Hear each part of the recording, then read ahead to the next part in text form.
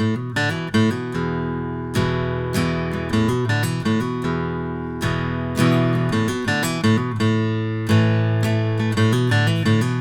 right. There we go. That's the clap. All right. Are we ready? We're recording. Hey, we are. We're live. Woo. Welcome to the Elk Season Podcast. We are your hosts, the Chambers Brothers. My name is Harold. I'm David. And today on the Elk Season Podcast, by the way, it's 40 days and 40 nights until elk season. 40 days and 40 days and 40 nights. I know. Only. Or hold on. How is your diet? How is your leg days going? Time out. Okay. Is it 40 days and 40 nights or is it 40 days and 39 nights? Ooh, don't make me count. I wouldn't know. Anyway, this is episode 25. Episode 25 of the Elk Season Podcast. We just started this year, and we're only in July. So we can almost do 50 a year. Maybe. There's only 52 weeks, and we've missed more weeks than that. Yeah, but we're halfway through, and we're at 25. But we've not done the podcast on more than 2 weeks. I know.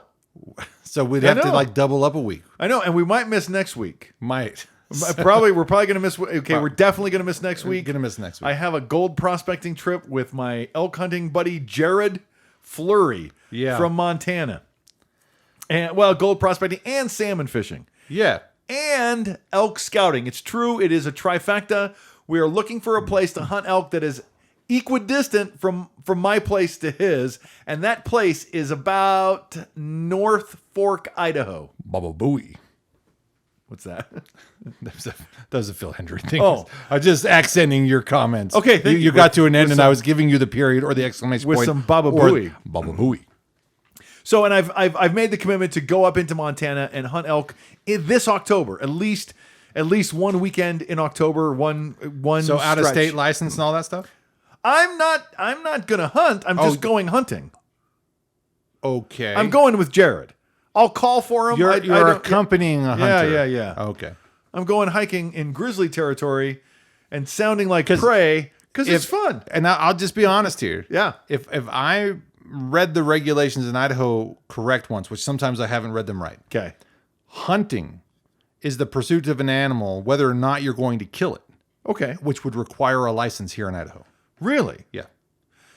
Okay. But I've been with hunting parties in Idaho without a license, so I'm just saying, it seems like once I became a hunter in Idaho, I took hunter's ed or the bow hunters and stuff. And then I read the regulations.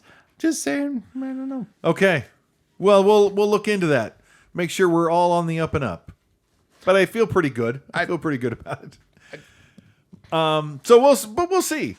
Yeah. Montana's elk season goes from 6 weeks. It goes from the beginning of September to mid-October, and the rifle season starts mid-October. Boom. Goes all the way through Thanksgiving, man. Boom. 6 weeks of rifle. The one complaint I've had for Idaho since I've been here is the hunting season is like short. It is a little bit shorter. Yeah.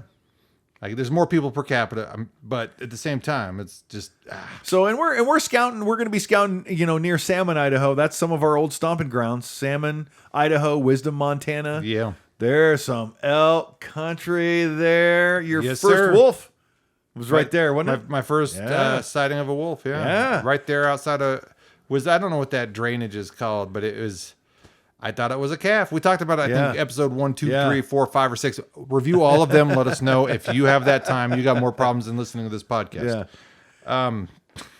This podcast is a problem. All right. So, anyways, tonight there's some stuff on the Elk Season Podcast. Yeah. So, something about big cats where I work. I'll come up with that. But we're going to talk about, yes, my friends, elk, bears.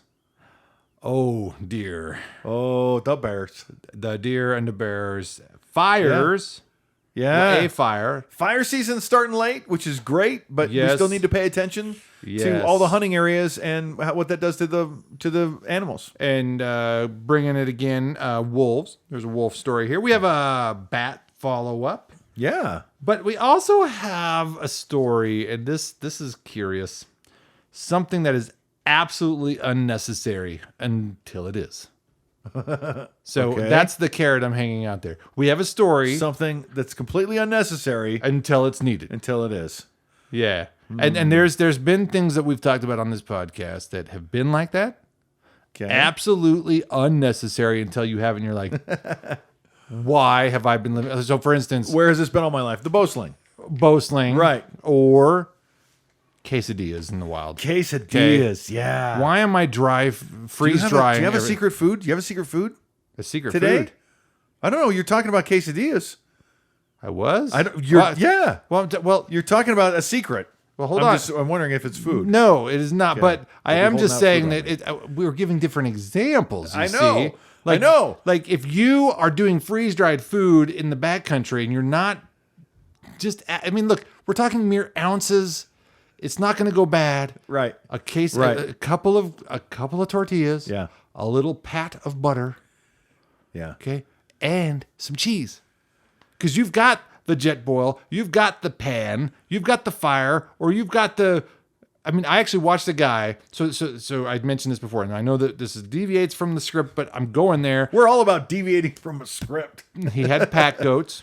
Nice. Okay, and I learned a trick from him. Goats, so he has this little wood burning stove that he's using. Yeah. And you have this stove. Yeah. And Is it the same thing? Yeah, we're pretty close. Well, okay. One of them, you have a few. Well, it's a big square. Yay big, right? yeah. You fit your hands around it. And so he did it without one of the panels. So instead of it being a square, it was a triangle. Oh, okay. And he made, what was it, a Swedish torch? Is that what they call it? Okay. You know what a Swedish torch is? No. So they sell them in the stores around here now, where you'll see a log and it's been split, but it's. Oh yes, yes, okay? yes. And you light it from the middle and it burns slowly from the side out. So what he does with his, he takes this. I mean, you could probably do it. You could get one about as big around as a toilet paper roll, right? Well, hold on. Okay, hold on. You don't have to go to the store to buy it. Right. It's in the woods already, right? And that's what this guy did. Is he took off one of the walls of this little fire pit, and he only had 3, so it was a triangle. And then he would find round twigs, and he'd do his Swedish torch from this twig, and he's cooking steak and rice and all this stuff from just this little tiny stove. And it was like, hello, again, one of those things. Where has that been? It's not needed until it is. Now I don't know that it's going to be needed this year.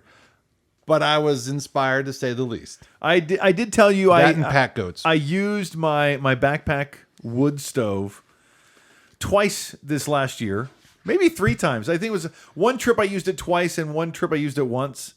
A fire is really comforting. Yes, it is. A fire is really nice, and if it's ever cold, man, a fire is even better. Yeah. And I could have used my jet boil, and I have another stove I could just put on one of my little jet boil gas tanks and cook my butterscotch pudding. And I do love butterscotch pudding. It's so good, man. This is true. So much sugar at the end of the day. You just need calories. So anyway, that's one of my go-tos. I did do some fire cooked. I have videos of it. I'll put it up on the podcast. Just to show you, I think I've done it before. I've had a few pictures of the butterscotch pudding on the campfire stove. Yeah. And I haven't converted yet, but I get it.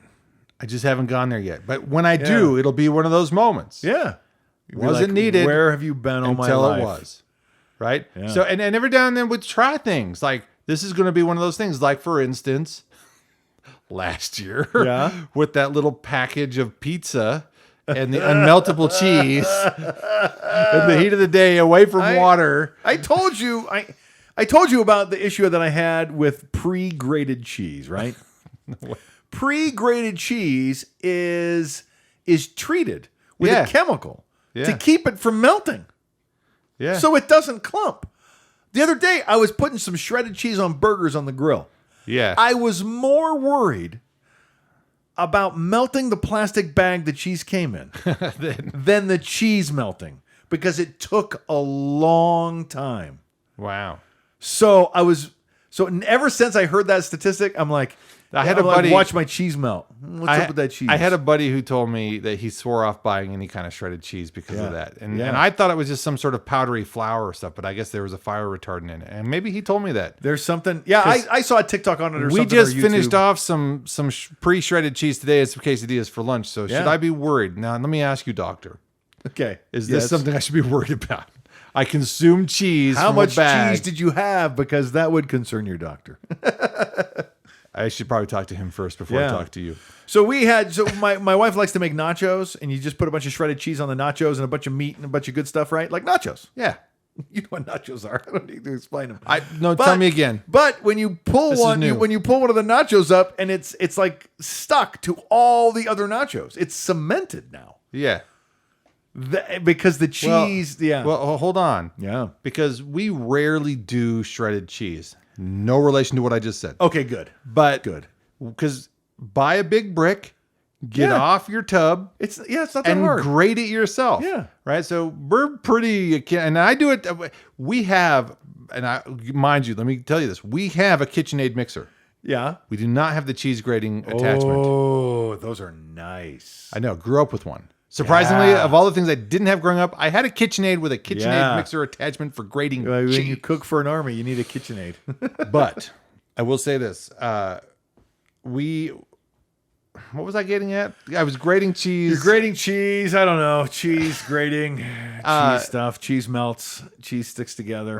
Cheese cements. I was just trying to make the comparison. We have a KitchenAid, but we don't have that attachment. And I'm not opposed to getting up and getting the grater and physically grating the cheese. I could show you the cheese that's left over. Anyway, the point is, there's a point here I got to finish. Okay, right? please. And yes, you're welcome. Now, the thing is this. I don't know what this means in relation to your story, but there's something here that makes me go, I don't have enough info. Right. When we make nachos and we put them in the oven and we pull them out, we have the same problem that you just described with pre-shredded cheese, where I go to pull a chip up and it pulls up a whole clump of them. So I don't know. Right. It could be that coagulated, what do we say? Rotted bodily fluid of ungulates. It's a solid cheese. If you really want to do nachos, you should Velveeta. You should do something. You should process it yourself. You can melt cheese and put it in a roux, right, and make your own nacho sauce. Right. I'm just too lazy to do that. I like to sprinkle the cheese. I thought maybe if I grated my own cheese, it would maybe cement and solidify a little bit later. Because you're right. I mean, cheese at room temperature is solid. Yeah. So that's what you got to expect. But I don't know if so when you bring up highly processed cheeses, I think I told you this before, but it's actually like kind of Velveeta and Kraft singles. This is a morbidly funny story. Okay. So last February, not this year, but the year before, for whatever reason, I was feeling nostalgic, and my wife and I were in Costco, and there's a big gallon jug of nacho cheese. Gallon. $10, bro. Whoa. $10. Okay. Now, funny story. Before is it like the Tostitos? No, it's like what you'd get if you go to a basketball game or a hockey game or a football game. Just the nacho cheese with the. Wow. Okay. And we did when I would do boosters at like high school. We'd have this cheese, and we always got it from Costco. Coincidentally, before our mother died, she made a really impulsive purchase and insisted on having one of these things. Ask your sister Glenna about it. It was frustrating for her because like mom came home with this gallon of nacho cheese for no reason, right? So just over a year ago. I wouldn't say there's no reason to have a gallon of nacho cheese. Correct, right? So I'm in Costco, Vesta and I are there, and I'm like, look, nacho cheese, $10. We can make a week of meals out of this. Easy. And so we're like, that'd be kind of a fun little but don't tell your doctor challenge, right? Yeah. So we're going to make this weekly challenge of nacho cheese. We buy the dumb thing. We ended up, in fact, we bought it before we moved. So it was 2019. We bought this thing and we forgot about it and we moved and it's still in date because it's highly processed. And now we're living in a rental. It's February, the second week of February, 2021. Happy Valentine's Day. Well, it's the week leading into Valentine's Day. We're going through this nacho cheese. On Valentine's Day, yours truly has a stroke. Oh. You've correlated those together. So it's like, wow. I'm a little bit, I'm sure there was no relation. But you but it's you like, forgot about everything. But I'm like, what did I do? Well, we did eat a lot of nacho cheese that week, and I had 3 strokes.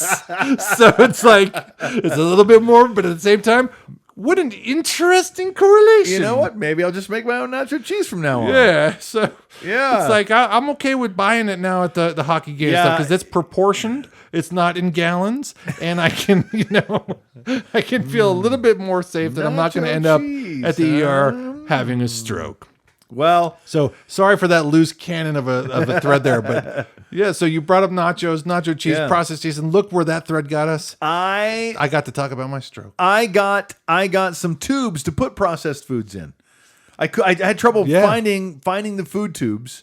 By the way, when we went to put up trail cams, in the Sawtooth Zone, I had a brick of cheese and a cheese grater in my backpack for quesadillas. I am proud of you. I just so you know, I already had those feelings, and I just like, you know what? I could just bring a brick. I found this little tiny cheese grater. It's still in my camping supplies. So cute. I know. I didn't. We ended up not having quesadillas because we just it was ran one out of those time. days, man. But I want you to know it was there. I had a brick of cheese. I was not going to use pre-grated cheese even on the trail. I'll pretend to believe you. Thank you. You're welcome. And I'll show you my cheese grater this fall, I'm sure. No, you don't have to show me. I'm just kidding. No, I'm going to show you. Ooh, tell me more. All right. Okay. Anyway, so there's that. So what other news, announcements, anything going on? I mean, you talked about going. It's just like the trifecta you said of going. Yeah, I want to go to spend some time in the woods. I have had a lot of fun with my drone this year. And so there's a lot of abandoned mine sites. I just love abandoned structures, especially in the woods and stuff. So if I find a few abandoned structures, I'm just gonna fly around them. So I actually thought of you driving into Montana when we were going to our reunion. So outside of Dell, there's that old house that's always been sitting there right off the freeway, and I would go. Yeah. Harold probably has a really hard time not pulling over and just launching his every drone. time. In fact, actually, it's a little bit. There's a house in Idaho. It's just before Monida. Okay. It's like a big old school, like a 3-story, but it is really old, and it's right next to the interstate. Maybe that's what I'm thinking. Next to it. That's actually what I meant to say. Yeah. And then right after that, there's a bridge. Yeah. Right? Yes, and that's for some reason I thought I was in Montana, but you're right. That bridge is for cars. Yeah. You can park on that bridge. So what's funny about that is I was thinking about that on the drive up. It's funny that you bring this up because I'm like, oh yeah, we'll have those 2 train bridges that we always see. Yeah. And so we passed that first one. I was like, there's that first train bridge. It's a car bridge. But no, I guess I thought the train bridge came first, but it doesn't matter. They're Either both way, car bridges. One of them's a train bridge. Okay. One of them is a train bridge Okay. because I was like paying particular attention. Like there's one. Okay. And I was looking at the other one. I was like, why are there train tracks going under that one? Yeah. And so now I'm gonna next time I drive up that way, I'm gonna have to verify the other one. But I have driven the road. That goes over both those bridges. To my recollection, they are both vehicle. They're both vehicle bridges. The train goes underneath both of them. One of the things that I also have on my I don't know if it's a bucket list, but I think it would be fun now that I got all my kids riding bikes, is the old train route in northern Idaho in Coeur d'Alene area. Yeah. It's this huge old train area. They left the bridges up and they paved it, and now it's like a canyon trail ring kind of thing. So and there's some pretty big spans that they go across. Yeah, I've seen some guys run their FPV drones on parts of that trail. So anyway, awesome. So should we go on to the news? Bucket list that up. There's some elk happening again. To get back on track to elk season, we are 40 days away. Man, 40 or 39 days or 49 nights. I don't know, but I will tell you. Depends on what your first day is. Wednesday at my gym is leg day. Yeah. Yesterday I did 200 air squats in, I don't know, it's like 16 minutes, 15 minutes. I don't know. It sucked. I focus on cardio and riding my bike. So it's either my elliptical or my bike. So that's what I do. And I try to have an activity like I ride my bike. I take my kid down to the fountain. I have a little single wheel, single axle trailer that my kid can sit in. It's really fun. And we downtown Twin Falls is just I ride there in my flip flops. Yeah. And so we go and play in the fountain especially right now it's over 100 degrees. Oh yeah. Oh, that water's nice. I know it's just like regular pool water. The kids are peeing in that too. I know. It's okay. It's hot. It's filtered. It's filtered. They filter it. If you're thirsty, it's filtered. It's reverse osmosis. Yes. Probably. Look, this first story, we're jumping right into elk. When we jump into stories, right? Yeah. I mean, it's elk season, man. We got to be ready. And this is some kind of, I don't even know how to describe the headline I'm reading. Okay. I mean, because I want to anthropomorphize, because I'm thinking, what if this was a human situation? Okay. Because it says here, a rutting bull kills the cow elk in the Great Smoky Mountains. Yeah, I read that story. Yeah. So, raging bull, so to speak. Yeah. Yeah, so I read the story because I'm like, that does not seem in character for elk, right? Yeah. It seems a little, it seems like an outlier. Yeah. So I read the story, and what happened was, according to the article, these two bulls were fighting, and this bull won. Okay. Right? Unequivocally, the other bull goes away.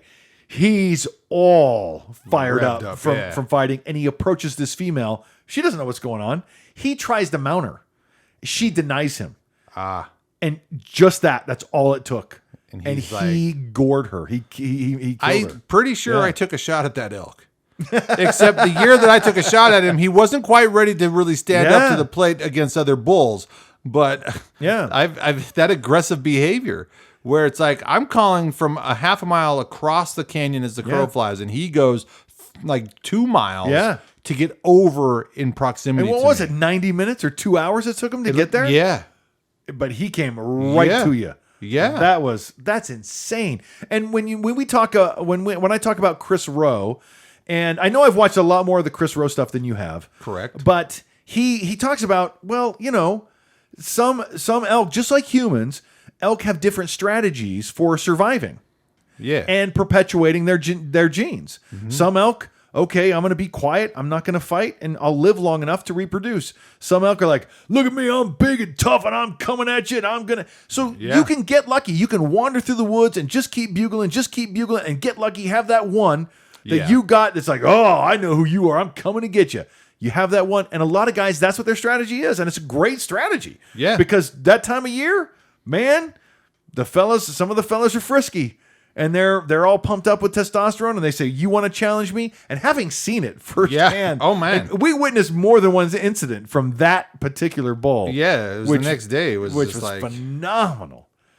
And so to just understand that, maybe this calling situation works for this kind of bull. Yeah. But you're not that's not that kind of bull, and this isn't that kind of situation. Yeah. So there's all these different calling sequences that you need. Diversity in calling, just being aware to try different things. It's one thing to try different areas. Yeah. But if you're doing the same thing, it may not yield results because you might push away everything that you're trying to call in. So if you try something somewhere, you don't get anything, try somewhere else, try something different. Yeah. You never know what you can get. Now this next one has an incredible photo. I didn't read the headline until just now, I'll be honest. What's the headline? Elk slamming into moving car trying to escape a wolf. And I don't know why that makes me laugh, because look, I don't, but it's just like, smash. That's the image that it's like a Wile E. Coyote, you know, kind of thing.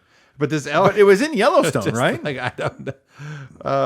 So and it doesn't say here. Here's a picture. What Yellowstone National. Here's a picture of a galloping elk for reference. It's not like that was the elk that ran into a car, right? Right. It's not like they captured the moment, or we wouldn't be the ones telling you about it. But I really hope this is the one, because, oh my gosh, it's a big bull. And it reminds me so much of my life. How many times I've run into cars. Don't get me started. That's a thread we don't need to have. Yeah. Running from wolves. Probably. Well, never mind. Right. Don't get them started. Don't.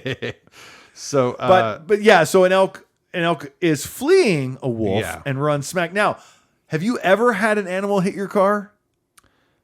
I've only been in a vehicle where the animal has hit the car. Now, the car hit the animal? So in I've got two scenarios where I know the first one was the car hit the animal. Yeah. The other situation was, I thought it was with you. It was either a near miss or the animal ran into us when we were doing a paper route. We're coming around a corner, but I don't remember much. I was really young. I don't. I remember one deer hitting my car. I was alone though. Okay. And it was, I'm on a frontage road, and it's like, well, I don't know if I want to go across the interstate or across the frontage road, and it's in the borrow pit between the two. And I'm like, buddy, decide. because I got to go. I'm busy. I mean, you're cute deer and everything. So I speed up to go around him, and the closer I get, him or her, I think it was a her, the closer I get, the more agitated, the more excited it gets. Yeah. and so as soon as I get up next to it, it just tries to cross the road that I'm on. Yeah. And it just rams right into my door. So that almost happened to me, except it decided to do that right before I got there. Oh, and so I was actually driving a truck for the Idaho State Journal, which is a Pocatello newspaper, and I had to go down to Preston, Idaho, which I don't understand their logic. I was just a temporary worker. I was going to college, so it's not a big deal. Right. I just take their truck at 10 p.m., drive 1 hour to Preston, Idaho, pick up all the newspapers for the local place an hour behind me. Anyway, there's a deer migration area along that route. Yeah. 2 different places where you really need to be careful. Particularly, I think it was called the Swan Valley, I think. Yeah. As you head into Preston. And it's like, I estimated roughly 700 to 900 deer one night. Oh my God. Yeah, it was. That's treacherous. I say treacherous, but I don't think it was. For me, I needed that. I needed it to stay Keep awake. you alert. Because I'm like, it's like, oh, this is interesting. Yeah. This keeps me kind of awake. And so, but there was this one night after the deer migration was done. I think it was late spring, maybe June, or it had to have been June, I think. Okay. I come around this corner, and they equipped the trucks with one of those front bumpers because they've had enough deer go through that. So like, anyway, so I'm driving this truck around. And I come around this bend right near, it's near one of a state park, actually. I can't remember what it's called, but it's like where the big lake rushed through the valley. And So it's right Downata, and that would be just a few miles south of Downata is Red Rock Pass. That. So I'm just past Red Rock Pass, coming into, I think, Swan Valley. There's a little gas station there and whatever. And so as I'm coming around the corner, I see this deer in the borrow pit turning circles like, what do I do? What do I do? What do I do? What do I do? What do I do? What do I do? What do I do? And mind you, it's like it's almost 11 p.m. Yeah. And this thing, as I get there, and I'm like, I start slowing down because I'm like, oh, just don't do it. Don't do it. And all of a sudden, it just darts. And all I felt was a thunk. Oh. It was because I'm in a big truck. Yeah. And it's like a thunk. Yeah. And so I see it roll behind the truck. So I pull over and I back up and I go and I drag its lifeless body off the road. And that's the thing about it. And I don't mean to get too on a soapbox here, but if you hit an animal and it's safe for you to remove it from the road, remove it from the road, please. Because I had my boss at that job, I was working with him one night. We were driving separate trucks. I got there, so I get down there to Preston to get the papers, and he shows up later because he didn't need to be there right away. And he goes, man, I was coming through and I hit this deer and I just splattered it all over the road and like it's all over the place. I'm like, did you pull it off the road? Because this was just after I hit that one. And I was like, did you pull it off the road? I was like, no, why would I do that? It's like, because it's dangerous to hit an animal and leave it on the road further. Yeah. And he should have known because he told me a story. He goes, I came around a corner and found a sheriff who had been projectiled from his car because he hit like 2 or 3 deer. Yeah. And he had to call the emergency people. And I'm like, of all people, you should know that. I think I told him that. Like, pull it off the road. It's dangerous. There was a woman that died on 93 just out of Shoshone. Just a couple years ago because of an elk carcass. Yeah. Not because of an elk. Yeah. Just the elk carcass was still there. And her car hit an elk. Elk's no joke, man. Yeah. I almost hit a That'll mess your car up. I almost ran over a dead bovine going. I was probably at 65, 70 miles an hour by that time on the freeway to Boise. I've told you that story. Yeah. Ugh. Yeah. That's terrifying. Again. Okay. Hey, in other news, bears. We're into the bears now. Yeah. Bears. Let's go bears. What's the first bear story? It has to do with the Idaho Fish and Game investigating 3 new bear attacks in northern Idaho. Really? That's what you posted. Did I? Yeah. Wow. Idaho News. Okay. So yeah, look at that's called Idaho News. This might be a news aggrandizement.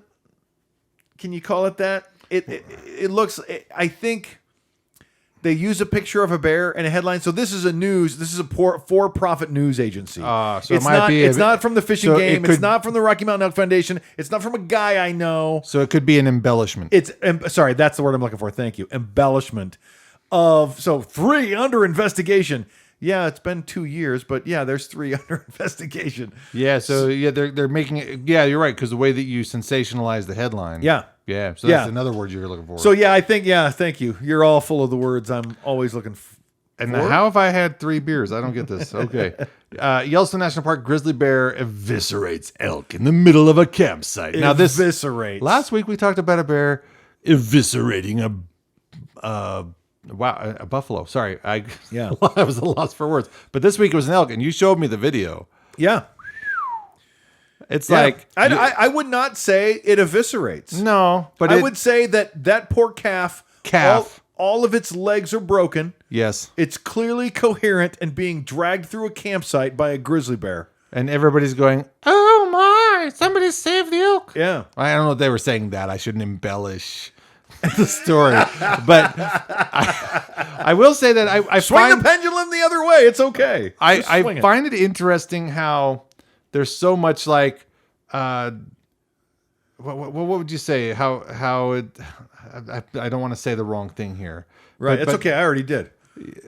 But people have some very interesting reactions to things that happen naturally in the wild. Yes. As if it's like shouldn't happen. Right. And it's like, right. I'm sorry. Right. Every time you see predator-prey relation, you're rooting for somebody.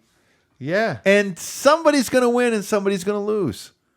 And it's life or death. I showed you a video today of a grizzly bear stealing an eagle. Yeah. Out of a nest. Hold on. Eaglet. Sorry. Eaglet. I'm full of the words. Let me have this moment. You got the words today, buddy. But yeah, there is a baby eaglet. Eaglet. There's an eaglet. Eaglet. Is that like egret? Possibly. All right. I have no idea. So there's an eaglet. I'm not Anyways, a biologist. but you go through these emotions of, oh my gosh, I know the bear is hungry. It's just a meal to the bear. It's a life to the eagle and to the eagle's parents. And it's both the eagle's parents are flying around that bear like screaming, like get away from my child. Your Honor, if I may, in defense of the bear. Yeah, it's also life to the bear. Yeah, but it's just a meal. It's not life or death. It's just a meal. If that's the only meal that bear had that day, I know. Would you deprive it of such sustenance? I know. You're right. And maybe it's been 2 days or 3 days since the bear ate. Look, right? He's not subject to the same laws we are. We can't legally kill that eaglet and chicken fry it up. I know. But that bear can. So go get him, tiger. I know. I mean, bear. And you're like, well, I know I have to prepare my own personal reaction when I see predator-prey interactions. Like, hey, this elk might get away from this wolf. Yeah. And as much as I want to see him drag it down, right, and let the wolves feed, it'd be, I talked about such witnessing of predator-prey situations with my own golden retriever going after a gopher in our yard. Right. A golden retriever is as sweet a dog as you will ever find. They say soft bite, but I learned that it's a soft bite that they choose to have. Yeah. They choose to be good to humans. Yeah. It's Thank goodness they do. Oh, man. Golden retrievers are just... It was one bite that thing went limp. It didn't struggle. She got to it and she nosed it and she tried to bite it, but it kind of got her and she yelped, but she's like, oh, it's on. And when she got to it, it was one chomp. Wow. Grr. Yeah. Predator-prey interactions are fun to watch. And I'm glad they're very pervasive now in social media because I like to watch them, but I'm always rooting for one of them. Yeah, and it probably depends on if I'm hungry or not. I want to be rooting for both, right? Well, yeah, in a way, it's like I'm going to root for whoever wins. That's usually how I approach any major league game. At the family reunion, you and our other brother-in-law start talking about football, and I'm like, yeah, I'm out of here. That's right. I can't follow. But when I watch a football game, I'm immediately emotionally invested in one team or the other. Yeah. And it doesn't matter to me who, really. It doesn't. It's like, who's the underdog? I just want them to win. They're trying so hard. Rudy. And so that's where I am on the predator-prey relationships too. Hey, I about headed this one off in the wrong direction. Okay, so this has to do with size and differences. Okay. Between Alaskan brown bears and black bears Yeah. and their skull size. And the image is I imagine a black bear biting down on an Alaskan grizzly because they're that much bigger. Or do I have that backwards? You had it backwards. I'm just kidding. But On purpose. But anyway, okay. So yeah, it's a remarkable difference, and not that you'll be able to see anything there, but I'll show you. I'll show you the picture on YouTube. We're at about 35 minutes right now. Yeah, and it makes me wonder, when you get to the what are the old bears like you find in the historical Cave record? bear. Yeah, the cave bear. Whew. Yeah. Well, compare the cave bear to the dire wolf. Yeah. Right. And the dire wolf to the current wolf, and there's amazing size difference. Yeah. Just. And that's how they score them. Right. If you kill the biggest bear in the world, how do you know it's the biggest bear? It's based on the size of the skull once the skull has been boiled out. Huh. So it all has. So you could have a giant bear with a little head, right, and be like, well, sorry, that's not the record. That's not the record. Yeah. Bear. Same with mountain lions. Huh. They score them based on the skull. Wow. Yeah. I did not know that. Yeah. This next story comes out of a wilderness that I've been to. I've wanted to go back to, but I haven't been to since 1995. I think I pulled this story just for funsies because it's another embellishment. It's maybe it's from NBC. They never embellish anything. No, I read it. It's embellished. Okay. It's deeply embellished. Two Bear Air Rescue reports a woman is safe and recovering now after crews flew her out of the Bob Marshall Wilderness. Yeah. The report says she fractured her ankle and was stranded with evidence of grizzly bear activity all around her. Yes. I'd say so. Just in case you're wondering who I was mimicking, there's a guy named Rick Steves who does travel blogs on PBS. Now, that's a really obscure reference and a really obscure voice to try to replicate. But you know what? If you ever watch his show, I've got some bits for you. If you've nailed it, then just say, yeah, I've nailed it. If you don't know that guy, get to know him and you'll know I've nailed it. Today, we'll be touring through the minds of Harold and David. So here's what happened, because I read the story. Here's the truth. Here's the difference between embellishment and maybe the truth. This guy and this girl are out hiking. I think they're an older couple. She falls and breaks her legs. I think breaks both of her legs. Right? Ugh. He has to hike out without her. Yeah. Then get the rescue team in to help her. It's so windy they can't drop a basket. They have to land a mile and a half away, hike into her. When they finally get to her, they have to carry her the mile and a half back to the helicopter. But they realized, oh look, there have previously been grizzly bears in this area. That is the entirety of that story. And and I'm just going to say, I know, InReach would take care of the having to hike out thing. And the article covered that as well. If you're going to go out and there's any kind of danger, if you're going to have to leave somebody alone, use a satellite a communication device. So it was a sales pitch for Garmin. No, they said satellite communication device. It was a joke. But yeah, I mean, what else is there? Do you know of anything else? Garmin InReach? There is another company that does it, but Garmin tends to be the go-to. Because when I started learning about InReach, we ran into John, and he had his InReach. Oh, yeah. And so I started looking into it. There's another company, and I went and looked at it over at Sportsman's. Yeah. But InReach and the InReach Mini, now that I fully realize its capabilities. Yeah, I need to get me one of them. So you did a thing today where we were talking about anytime we get together, it's like, oh yeah, I was going to tell you something and I forgot. I've got like two things I can't remember now. 2 or 3 things. When we met John, yeah, he had so many stories lined up. Yeah.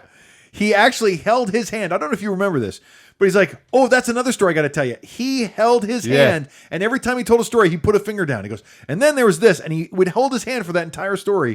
And then once that story was over, he's like, okay. And then the last one is like, oh, there's another one. And then his fingers would go up again. Yeah. But just to keep himself on task, he held his fingers in his hand. I'm like, and I was okay.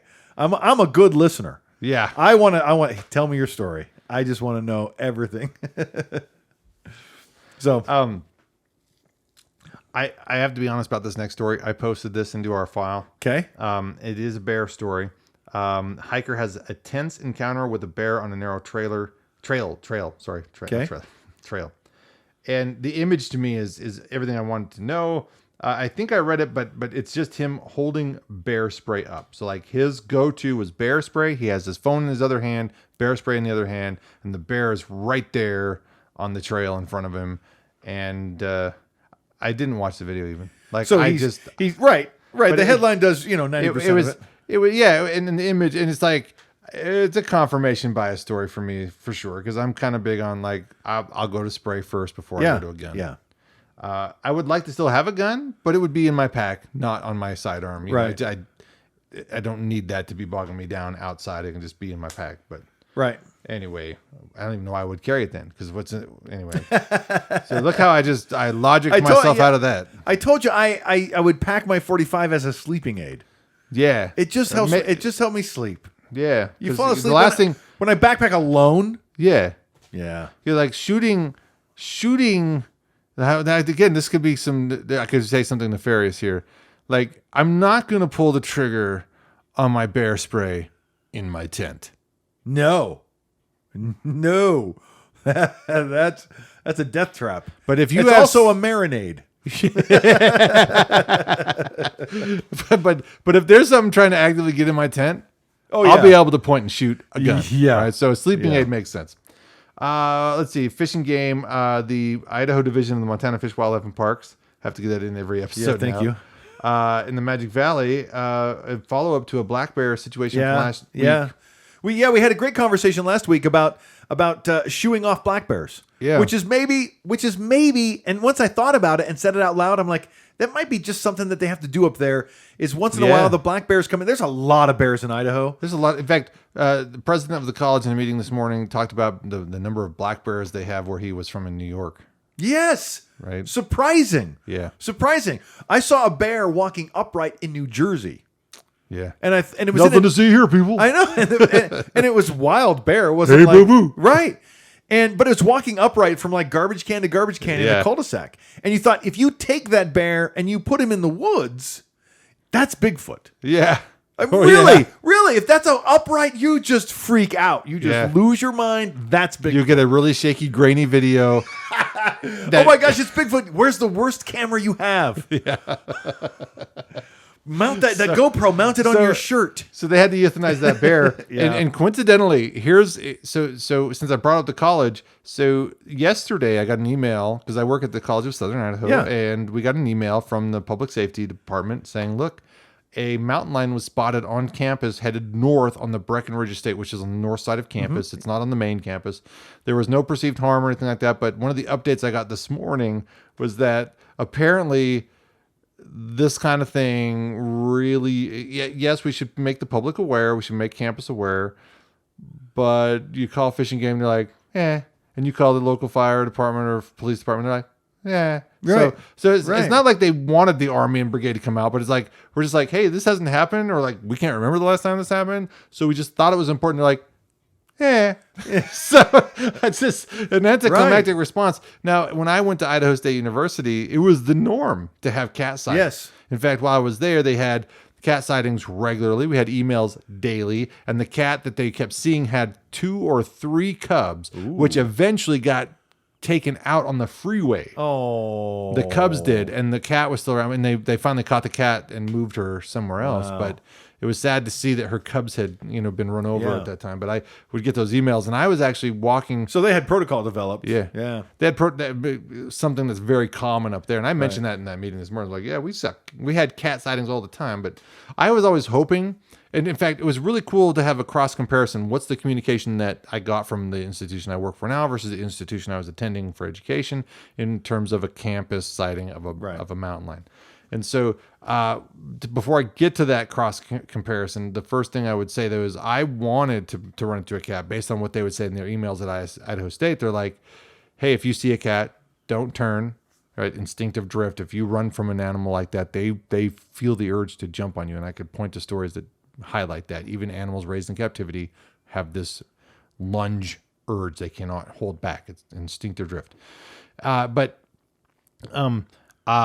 stare them down, make yourself big. And I lived on the part of campus where these sightings were happening. And I always thought it was funny because I'm like, I live in student housing for married couples who have kids. So I'm like, cats are hungry for the vulnerable. Anyway, I know that's morbid. The Breckenridge Endowment Farm is right next to a very prominent low-income housing unit with a lot of kids. The language was very consistent. Yeah. Don't turn your back. Don't run away. Yeah. So cross comparison, I was like, wow, everything seems kosher there. That seems all correct. Right. I got a cat story. Meow. From the season 8 of Alone. I told you I started watching it last week. I started an episode, but I don't think I finished it. If you watch the first episode, this is in that first episode. Okay. There's a guy from Idaho. I'm trying to remember. He's a rock star. He's the guy who sees the mountain lion. I don't remember. I must it's not very far into the first episode. A guy from Idaho. I think you're calling me out. Like, I don't think you actually watched this episode. No. A guy from Idaho sees a mountain lion, and he's like, like any of us, it's so rare. Yeah. It's so rare.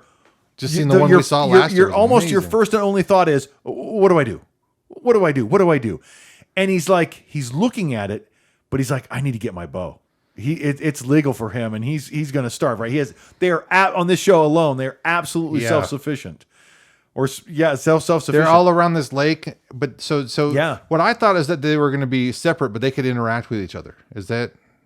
Am I missing? So apparently, I didn't make it very far into the show. Nope, they do not interact. They are alone. Okay. So he goes to get his bow. And then he realizes the mistake he made. He said he should have charged the cat. Okay. If he would have charged the cat, it would have gone up a tree. Oh. He would have had enough time to get his bow and get back and get a shot at it. Yeah. He got his bow and he was gonna charge it just to spook it up a tree. But there was just too much time. It had too much time to think about what's this situation? Yeah, this isn't safe. I'm gonna go. But if he just would have charged it, it might have ran up a tree out of fright, and he would have had time, to shoot it. Yeah. Anyway, weird. The only other season of Alone I've ever watched, the guy who won killed a wolverine with a hatchet. Ugh, hey, really? there's a wolverine getting into my food stores. I'm going to get him for this. It's life or death, man. Yeah, man. Anyway. Nature is so challenging. Yeah. Let's go into some deer issues. As you start to scope out your favorite hunting spots, here's what you need to know about hunting until boundary changes and change it. Hold on. Wait, what? Yeah, there's a few boundary changes. Was that Idaho or Montana? Idaho boundary changes. Yeah, there might be some boundary changes. So just double check. I just want everybody to, we've had to double check our boundaries this year. Yeah, and I was wrong. And we've had some close calls of misunderstanding regulations in the past. So you can never be too careful. Just always sort of investigate your regulations and reach out to your local Idaho or your local Department of Fish, Wildlife, and Parks. Yeah, respectively, to clarify. Yeah, and I don't have a problem stopping in and talking with one of the game wardens or one of the They're super nice to talk to, super helpful. They'll tell you where the fish are, where the elk are. They're super helpful. It's really nice. Another deer story. This happened in here in Idaho. I think it was Caldwell. Okay. A deer sparks a flurry of calls when it's spotted wandering Idaho with metal on its neck. So there's a trash can somewhere with a hole in the lid. Is this your story? Yes. Okay. And the deer sticks its head in the trash can. Yeah. And when he gets done eating whatever's in that trash can, it's got a necklace. It is the Flava Flav of deer. Okay. So it's like the Flava Flav, and Caldwell too. That's great. I think Caldwell. So no, McCall. I'm sorry. It actually says right there. So McCall. And so it's like you can just imagine, again, this is those interesting reactions people have. Like, what do you do? And the fishing game are like, well, we don't want to disturb the deer. Yeah. So they tried to let it sleep overnight to kind of let, do its thing overnight and see if it would just come off, and it didn't. So I think they eventually captured it, removed it, and then they kicked it out the door again. Yeah. But there's a famous elk, I forget where from, but he had a tire around his neck. Yeah, I remember that. And it was story. A bull. Yeah. And it's like, you're not going to get that off him with his antlers on. But he was famous, and they took pictures of him. They finally did catch him and get the tire off. They had to saw the tire off. Yeah. But I would imagine. Anyway, they gave him a nice necklace, though. I would imagine. Do you think that they would take an opportunity like that to collar? I mean, if you think about it, the animal's already used to having something around their neck. They should, right? If there's Right. If you ever think about that, hey, you know what? Let's call a university real quick. Hey, they're always looking for good reasons to do studies. Always. Yeah. So if there's ever an opportunity, call a college. Really, any college. Call the nearest college and say, hey, is there anybody in the biology department who would like an opportunity? Because there's a great opportunity. So, that would be a great cross reference there. Yeah. Speaking of studies, apparently, I don't know how they studied this one. So I was trying to use a really, really loose segue to this one. Okay. Colorado confirms first wolf kill of livestock in decades. So what have you been Yes. saying about wolves in Colorado? Oh, it's coming. It's coming, baby. It is coming. And we'll be talking about everyone on the Elk Season Podcast, guaranteed. Because when it happens, it's news, baby. Yeah. So the first confirmed wolf being born in Colorado in the past 50, 70 years, something like that, since the 1950s, something. The first baby wolf was born in Colorado this year. And now it's July. And that baby has got its first kill. And its first livestock kill. Yeah. This is a livestock kill. We got to be careful. This will turn into a controversy on the internet. Somebody heard it on the internet, and the internet never lies. True. So we'll see. This is just an ongoing story. Some people, want to embellish stories and say, embellish? They're killing all the cattle. They took one too many English classes. Yeah. I apparently need one more, and it just to at least get caught up with me. I was hoping you were. I need 6 or 7 more to get there. I took one English class in college. So really? If you took one. I took some, but they were like, this is for the kids that didn't make it out of high school. 2. I actually took 2. Okay. I forgot. I took 2. Like an 025? I took like an 025. No, I took 102. I tested into 102, which is 101 is the entry level, 102 is the next level, and I tested out of 101. Oh, okay. And I was so thankful because everybody I knew was in 101. They're like, it's like a paper every day in that class, and I'm like, I have like 5 papers a semester in my class. And I'm like, great. I could handle that. Yeah, I think I had 101 and 102, but then I took I think it was 201 or something like that, and it was teaching you about different writing styles. Yeah. And so that was a trip. I was like, there's MLA and APA. That was how I did it. And so if you know what I'm talking about, you know what I'm talking about. But if you know what he's talking about, then those acronyms give you headaches. Yeah. And the least headache that I have now is called APA. That's not MLA format. But there's also Chicago style and all these other styles. And I'm like, oh my gosh. Anyway, but I read a really cool book in that class called Heart of Darkness.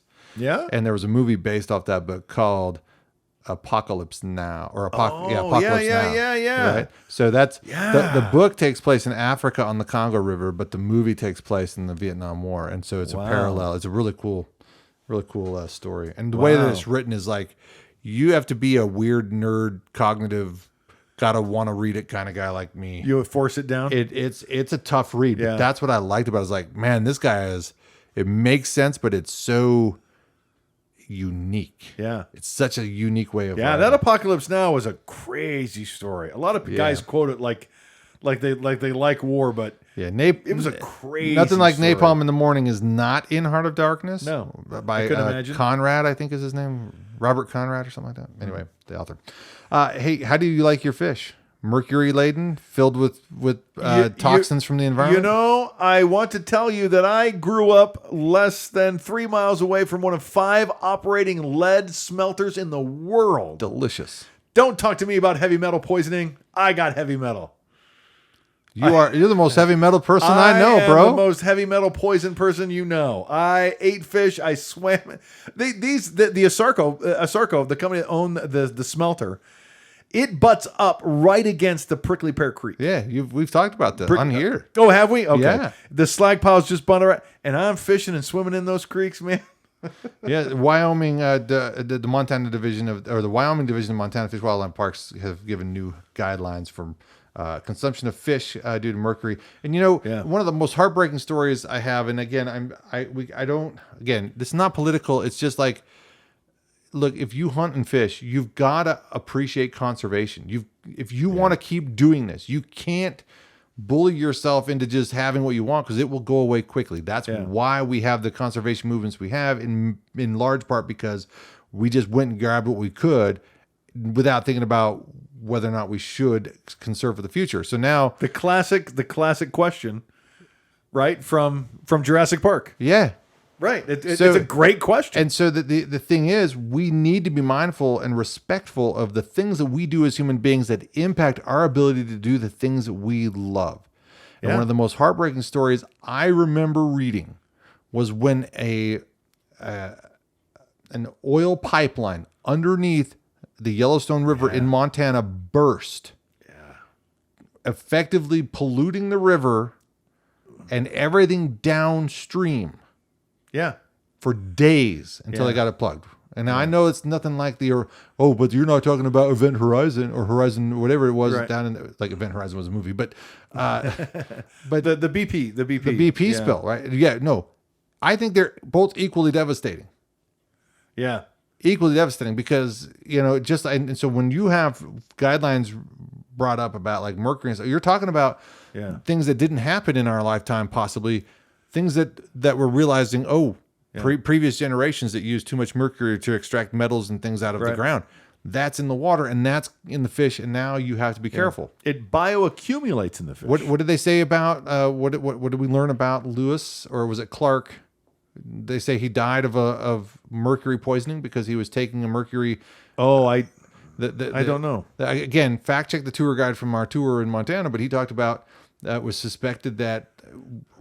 I can't remember who. Meriwether Lewis committed suicide just a few years after the end of the. So he was treating an ailment that he had with a mercury-laced medicine that they believed was helpful, and so they suspect that was possibly part of why he may have completed suicide. Yeah, and I've speculated on my many personality issues.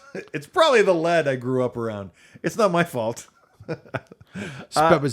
I like to make it about not me. Yeah. Right? I like to gaslight everybody. It's all right. No. I swam in a weird creek when I was a teenager, and now I'm this way. But speaking of the Gates of the Mountains, though, we were just there 2 weeks ago, and it is on fire. Yeah. Fire. Yeah. But one of the absolute highlights of the entire tour is about a fire. Is about the Man Gulch Fire. So and Norman McLean wrote a lot of stories, and I think 2 books is all that he really gets.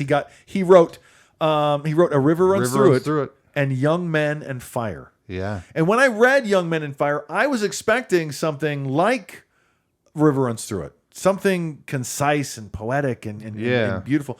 But this was man, he went to the site. He hiked to the places. He found where the men had fallen. He studied the fire. Wow. He understood because he worked for the Forest Service. Yeah, Norman McLean was a Forest Service firefighter. In fact, in the movie A River Runs Through It, right? They're sitting around the steps of the library. And they show the pictures of him. Have I ever told you what a forest fire comes at you? Sounds like when it's coming at you 60 miles an hour, and they all get out of here with your boring fire stories, right? Yeah. They're like, all right, well, I'll save them for another day. So that's Norman McLean going, well, I'll write a story. Maybe somebody will read it.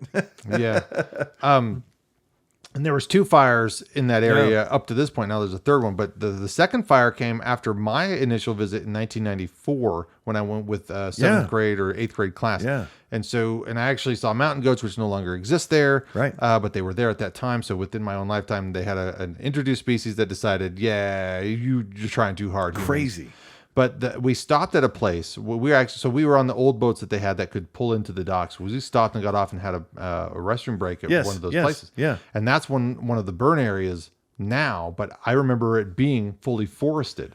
Oh, really? And so when we were going through there, I was like, wow, it is gone. Wow. It's all twigs and green. And he talked about it being so hot that it scorched the earth and it took a while for grasses to come back. Yeah. And I could see that. But I was like, I visited this place when I was, 12, 13, and there were trees. And so it was kind of, I spent a couple years working in agriculture, and I'm telling you, there are weed seeds. It feels like the soil under your feet is 90% weed seed. Yeah. If you don't do something about it, weeds are coming up. Yep.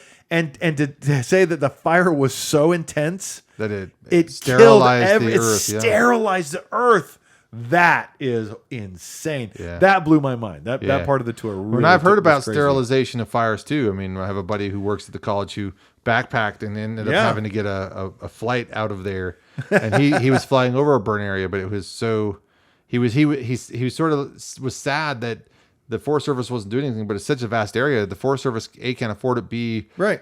It's part of what nature does. Well, to an extent, his concern was like, well, but this was sort of a man pushed kind of situation through climate change. So in a weird way, it's true. But at the same time, it's like, well, it's the sterilized ground of this entire swath of forest over mountains and ridges, and it's like he talked about his feeling of depression just seeing it, and he's like, man, and I felt that with him because I'm just like, I love the outdoors, so hearing and we have one of our hunting areas had gone through a fire, and similar feelings, right? We're devastated, like, oh, it's not going to be the same, and it isn't, but it's still wild, It's still a wild place, man. Yeah. And so that was actually very therapeutic for me to see a fire, to see a part of the forest before and after it had burned. Because it looks healthy. It's burned, but it looks really healthy. Yeah. I was pleased with that about our burn. Yeah. This next story, I don't remember if I actually brought this up on the podcast last week, but this is what I was alluding to. This is exactly what I saw when I told you that if you don't like your HOA, put a bat house up. Yes. I think that's what inspired me to save this story. Yeah. Just for you. How many does it say? It should say on there. It just says nothing funnier than installing 7,000 capacity bat roofs. 7,000. Causing thousands of bats to come to your neighborhood. When your HOA complains, they can't legally do anything because it's federally protected. Yeah.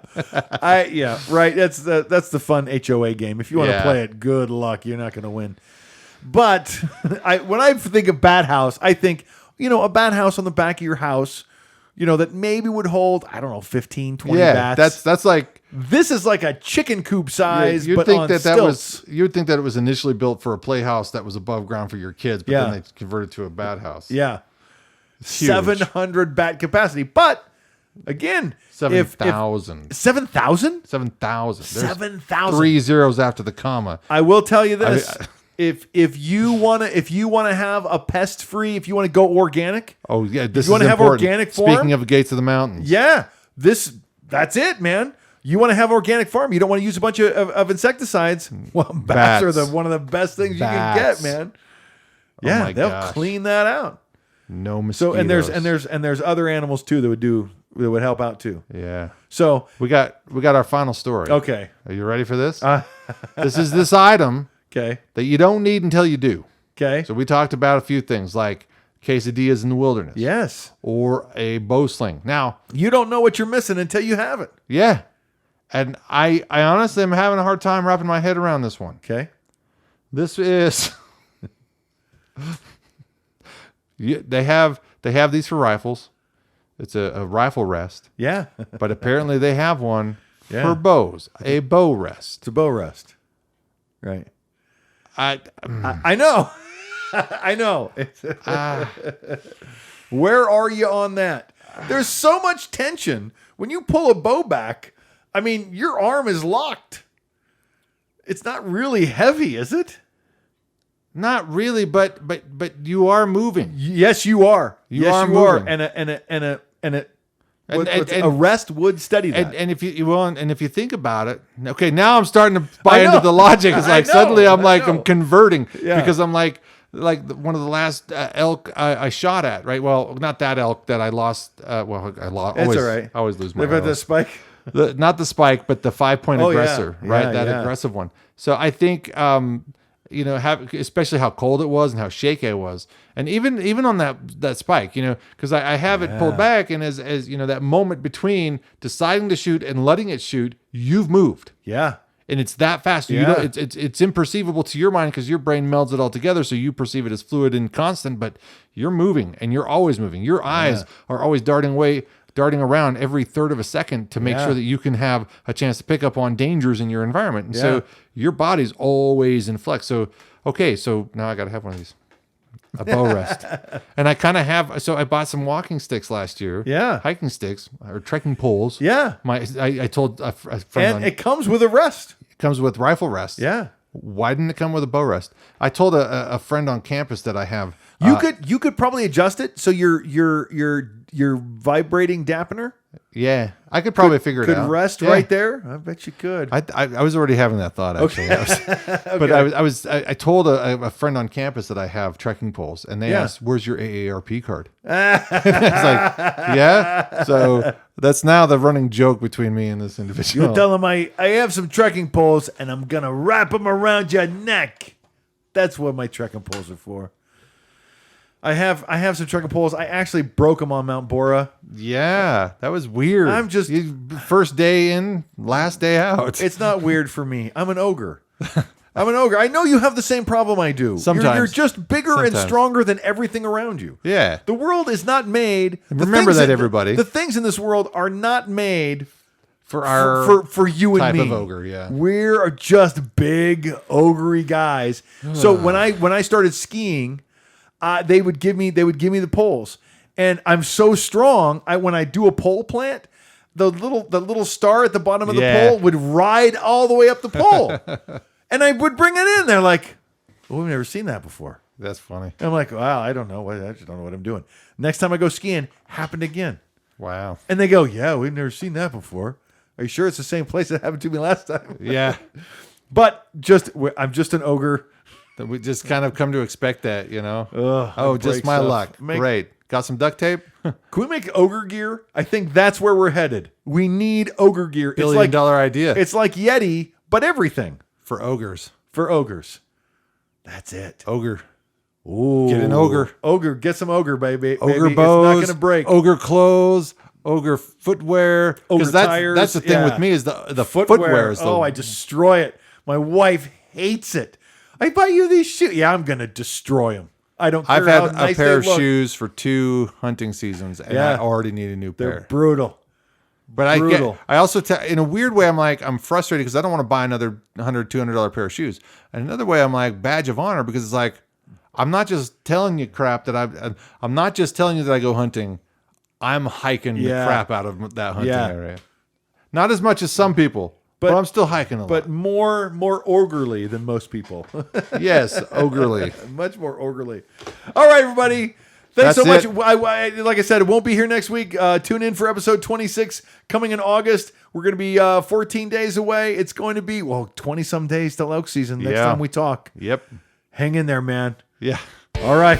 Fingers crossed. Be well. Stay awesome. Goodbye. Cheers.